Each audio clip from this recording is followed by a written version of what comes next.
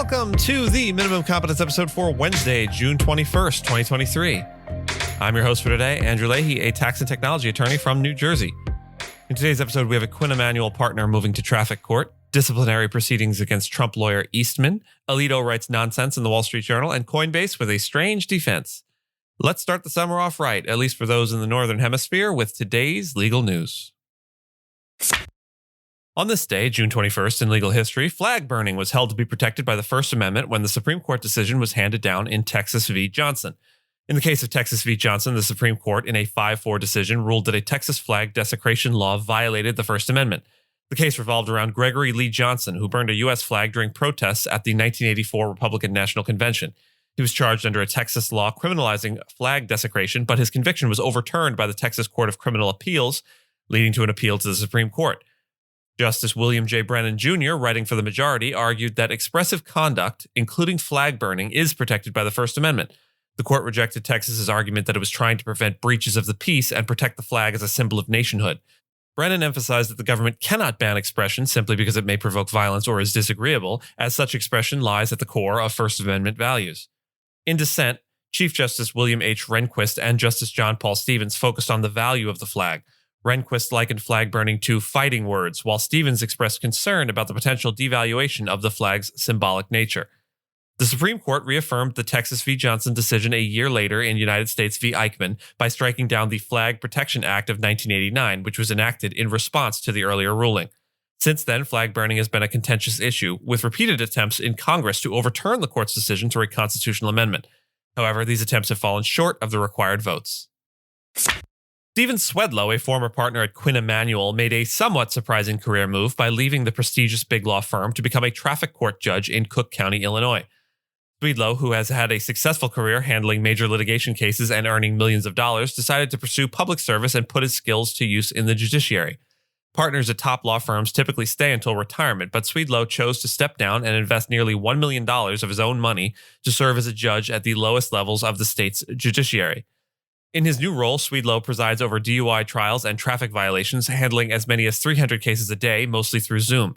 Despite the change from a high-profile billion-dollar court fight to the less glamorous traffic court, Swedlow finds fulfillment in the human drama and the opportunity to contribute to the legal system. He has adjusted to the administrative tasks involved in organizing Zoom meetings and managing the proceedings. During his time at Quinn Emanuel, Swedlow led significant cases, including defending Qualcomm against Apple in a trade secrets lawsuit and representing health insurance companies in a suit over unpaid Obamacare subsidies. The firm could potentially earn $185 million in fees from one of Swedlow's cases, but the final payment is pending appeals. Swedlow's decision to transition to the bench surprised some colleagues, but he expressed a desire for a better work-life balance and more time with his children. Despite the substantial pay cut, he felt he had already made enough money and was ready for a new challenge in public service. Swedlow hopes to become a civil trial court judge in the future, but for now, he's working his way up the judicial ladder, handling small claims, personal injury, and eviction cases. This story is offered here just as an example of a potential landing place for folks looking to make a move. Disciplinary proceedings have begun against John Eastman, the lawyer behind former President Donald Trump's attempt to overturn the 2020 election. Eastman faces 11 disciplinary charges related to his development of a controversial legal strategy aimed at helping Trump stay in power by disrupting the counting of state electoral votes.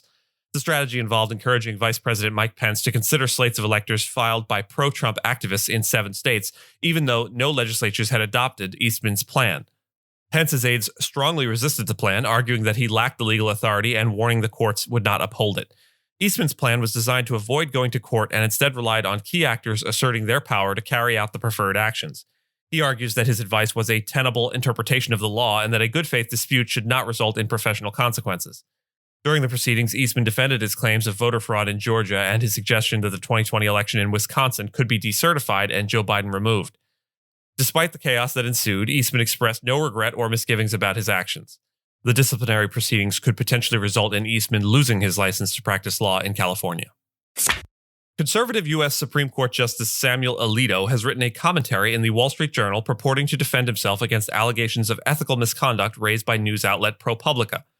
Alito addressed the charges made by ProPublica journalists that he failed to recuse himself from cases involving entities connected to hedge fund founder Paul Singer and failed to report certain gifts on mandatory financial disclosure forms. Alito dismissed both charges as invalid. He explained that the private flight to Alaska, which took place in 2008, was provided by Singer, who allowed him to occupy an unoccupied seat. A moment's reflection reveals this to be a nonsensical statement. Of course the seat was unoccupied. What is the alternative? He sat on Singer's lap for the ride? Does it only give the appearance of impropriety if someone was booted from the seat in favor of Alito? Alito stated that he stayed in a modest one-room unit at the King Salmon Lodge and considered accommodations and transportation for social events as non-reportable gifts, as commonly interpreted by justices. He further stated that he only carried on conversations with Singer a handful of times at events attended by other people as well, like dinner parties. He emphasized that the flight to Alaska was the only instance where he accepted transportation for a purely social event. Alito asserted that he had no obligation to recuse himself from cases connected to Singer and claimed he was unaware of Singer's connection in a particular case heard by the Supreme Court in 2014. The court has faced ethics controversies recently, and public confidence in the judiciary has declined, according to opinion polls. Coinbase, the prominent cryptocurrency exchange, launched a unique legal defense strategy months before it became the target of a major crackdown by the U.S. Securities and Exchange Commission. The company filed briefs as amicus curiae, or friend of the court, in two other crypto-related lawsuits brought by the SEC, aiming to shape court rulings on key legal questions that are now central to its own case. While amicus briefs are common at the U.S. Supreme Court, they are filed in only 0.1% of cases in federal trial courts. Coinbase's strategy involved trying to influence legal precedents in its favor, even though the rulings in those cases would not be binding in its own lawsuit. The company argued that the SEC lacks authority to regulate certain digital assets as securities and criticized the SEC's misapplication of the legal test for determining security status. Coinbase also contended that the SEC failed to provide clear guidelines, violating participants' right to due process. The SEC recently sued Coinbase, alleging that it operated an unregistered exchange and offered securities without proper registration. Coinbase's legal push reflects the industry's efforts to shape the regulatory landscape and establish favorable interpretations for cryptocurrencies. And with that, I thank you so much for listening to Minimum Competence, your daily news podcast for lawyers. If you're looking for more than Minimum Competence, links to further reading on all the topics touched on today are in the show notes. If you have any questions or story suggestions, you can find us on Mastodon on the esq.social instance. I'm @Andrew, and my co-host Gina is @Gina. The views, thoughts, and opinions expressed in this podcast are those of the hosts and do not represent those of any organization we may be affiliated with. Nothing here should be construed as legal advice because it is not legal advice. Reviews go a long way towards helping new listeners to find our show. If you have a moment and can leave a rating or review on your podcast player, we'd appreciate it. And if you know someone that might be interested in a story we cover, consider sending them the episode. Minimum Competence is available at minimumcomp.com and wherever you get your finely crafted podcasts.